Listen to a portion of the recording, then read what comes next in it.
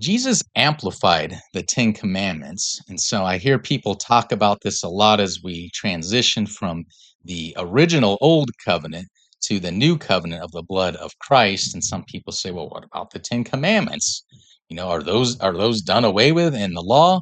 And surely we still need to go by those. And so it's important to remember that the things in the old covenant were pointing towards Jesus. Even the physical things were pointing towards spiritual things, such as laws and rules about not mixing different people, different fabrics, etc. Laws about cleansing.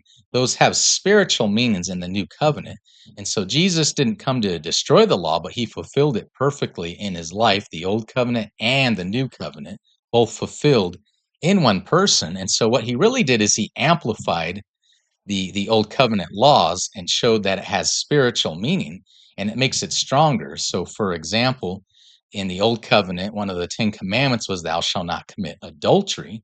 Of course you still cannot do that, but Jesus clarifies in his teaching that not only does that refer to the physical act of committing adultery, but if you look at another woman with lust in your eye, you have already committed adultery in your heart.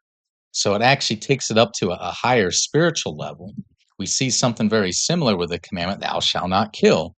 Of course, we are not allowed to physically end somebody's life under the new covenant, but it's even deeper than that. He warns that if you are angry with your brother without just cause, that anger itself makes you a murderer. You're guilty of murder just from having the anger in your heart.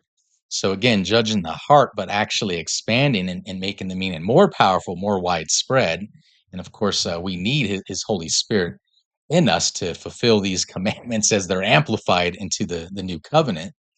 And so then, even looking at the Sabbath, a lot of people have questions about that one and keeping the Sabbath. It is written in the New Testament that our Sabbath rest is in Jesus. Jesus is Lord of the Sabbath, and we have to rest from our works, the works of the flesh we did before we knew Him, and start walking in his steps, bringing forth the works of his spirit, which are of him and not of ourselves. So our Sabbath rest is in Jesus every day, all the time. Again, the old covenant ones, they had physical things, but there was a higher spiritual meaning in each of them. And it is the same with the Sabbath.